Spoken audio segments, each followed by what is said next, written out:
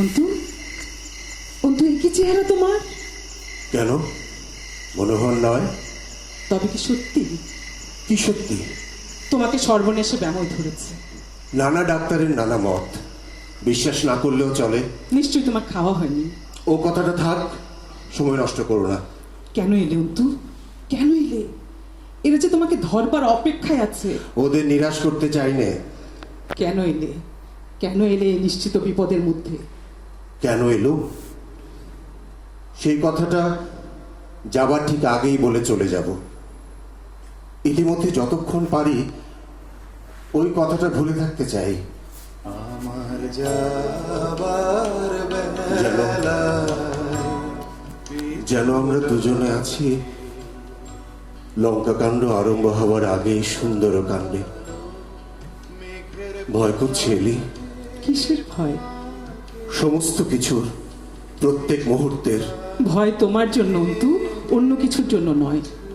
মনে করতে চেষ্টা করো, আমরা আছি 50 কি 100 বছর পরেরকার এমনি এক নিস্তব্ধ রাতে। রাত্রে একলা বসে কখনো মৃত্যুর স্নিগ্ধ সুগভীর মুক্তি অনুভব করেছ, যার মধ্যে রয়েছে চিরকালের ক্ষমা? তোমার মতো অত বড় করে দেখবার শক্তি আমার নেই অন্তু। তবু তোমাদের কথা মনে করে উদ্বেগে যখন অভিভূত হয়ে পড়ে মন, তখন এই কথাটা খুব নিশ্চিত করে অনুভব করতে চেষ্টা করি যে মরা সহজ। ভীরু, মৃত্যুকে পালাবার পথ বলে মনে করছো কেন? মৃত্যু সবচেয়ে নিশ্চিত, জীবনের সব গতিস্রোতের চরম সমুদ্র।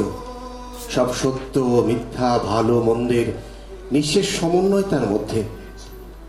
মনে পড়ছে ইবসেনের 4টি line: upwards, toward the speak, toward the stars, toward the vast silence. 3 বছর আগে ছাদের উপর তুমি আমার জন্মদিনের উৎসব করেছিলে, মনে আছে? খুব মনে আছে। তোমার ভক্ত ছেলের দল সবাই এসেছিল।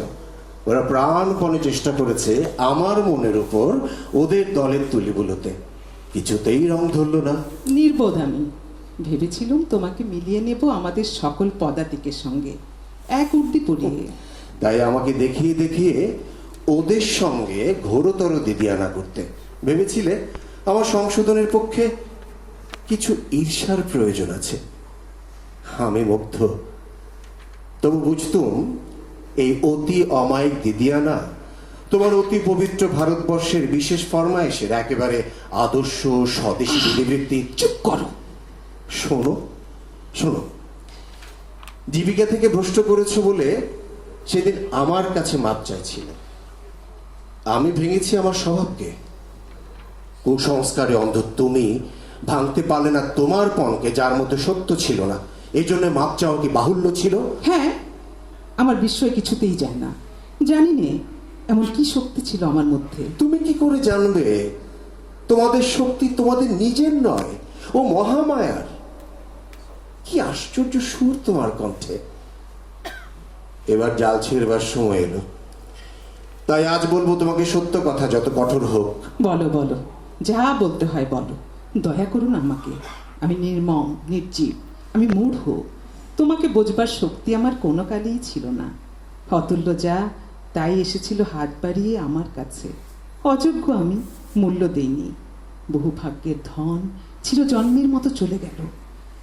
এর যে শাস্তি যদি হয়, শাস্তি দাও, দাও শাস্তি আমাকে। ক্ষমাই করব আমি। মৃত্যু যে ক্ষমা করে, সেই অসীম ক্ষমা। সেজন্যই এসেছে। সেই জন্যে? হ্যাঁ, কেবলমাত্র সেই জন্যে। নাই ক্ষমা জানাতে তুমি, কিন্তু কেন এলে? কেন এলে অন্তু এই বেড়া আগুনের মধ্যে? জানি জানি বাজবার ইচ্ছে তোমার নেই। তাই যদি হয়